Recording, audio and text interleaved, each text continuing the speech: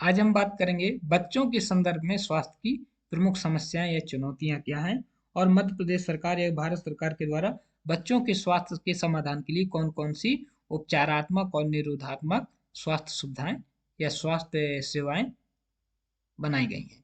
तो समस्याओं की यदि हम बात करें, चुनौतियों की बात करें बच्चों के स्वास्थ्य से, तो कुपोषण भारत में एक बहुत बड़ी समस्या है और भारत में भी मध्य प्रदेश कुपोषण में बहुत आगे है।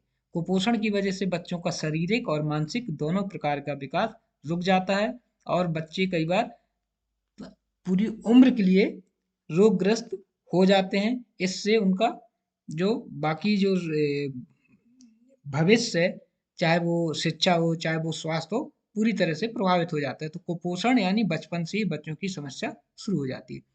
इसके अलावा पर्याप्त टीकाकरण का ना होना, फिर भी सरकार के द्वारा विभिन्न कार्यक्रमों के माध्यम से लगातार कोशिश की जा रही है कि दूर दराज के क्षेत्रों में भी घर घर जाके टीकाकरण प्रोग्राम होना चाहिए। तो पर्याप्त टीकाकरण का न होना भी अभी भी एक समस्या बना हुआ है। संस्थागत प्रसव का अभाव, इससे भी कई बार बच्चों को प्रसव के दौरान विभिन्न प्रकार की बीमारियों से ग्रसित हो जाते हैं क्योंकि उतनी केयर नहीं हो पाती, उतना स्वस्थ जो माहौल नहीं होता यदि वो पारंपरिक तरीके से प्रसव कराते हैं अपने घर में। या इसलिए प्रसव, संस्थागत प्रसव को कहा जाता है कि बच्चों को प्रसव के दौरान जो बीमारियां होने की संभावना होती हैं वो कम हो जाती हैं या नहीं हो जाती यदि संस्थागत प्रसव होता है।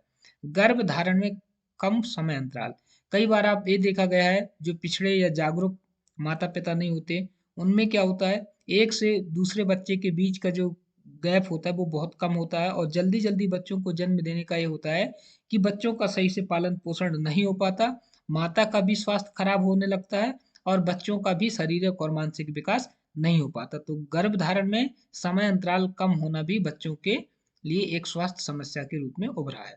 स्तनपान का अभाव, माता का यदि स्वास्थ्य ठीक नहीं है, ठीक है, तो भी वो स्तनपान नहीं कराएगी। कई बार जागरूकता का अभाव होने से बच्चों को स्तनपान की बजाय जल्दी से खाना खिलाने या भोजन कराने वाली चीजें शुरू हो जाती हैं, तो ये भी बच्चों के लिए एक समस्या है। तो स्तनपान का अभाव या स्तनपान कम समय के लिए कराना भी बच्चों के स्वास्थ्य से जुड़ी एक प्रमुख समस्या है।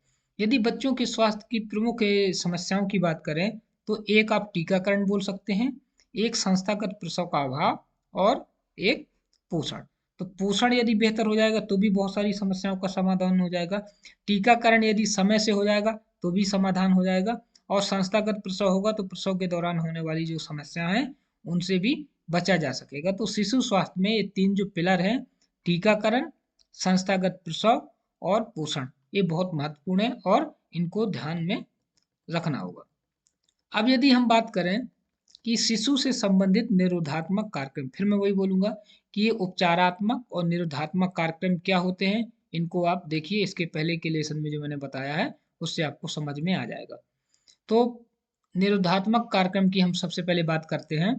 तो अटल बिहारी वाजपेयी आरोग्य और व पोषण मिशन, अटल बिहारी वाजपेयी, ठीक है, आरोग्य व पोषण मिशन, राष्ट्रीय बाल स्वास्थ्य कार्यक्रम बहुत महत्वपूर्ण है, प्रोजेक्ट शक्तिमान, बाल संजीवनी अभियान, माँ अभियान, बाल आरोग्य अभियान, मंगल दिवस योजना, अटल बिहारी मिशन एक्सप्रेस, समन्वित बाल विकास कार्यक्रम, ये बहुत महत्वपूर्ण है, इसमें टिप्पणी भी आ सकती है 3 मार्कर, ठीक है, ICDS, इंद्रधनुष कार्यक्रम, ये ऐसे प्रोग्राम हैं जो बच्चों के निरोधात्मक स्वास्थ्य के लिए मध्य प्रदेश और भारत सरकार के द्वारा चलाए जाते हैं।